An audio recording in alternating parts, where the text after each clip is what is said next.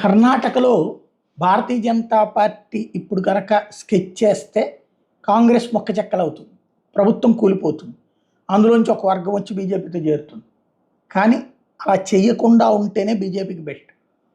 Siddaramaiah, DK శివకుమార్ల వివాదంలో ఏదైతే ఇంకో 2 నెలల్లో 3 నెలల్లో దిగిపోతాడు సిద్ధరామయ్య, ఇటు డీకే శివకుమారే వస్తారని చెప్పేసి డీకే శివకుమార్ వర్గం ప్రచారం చేయడం, బహిరంగ ప్రకటన చేయడం, దాని మీదన మల్లికార్జున్ ఖర్గే స్పందించడం, అధిష్టానం చూసుకుందంటాం.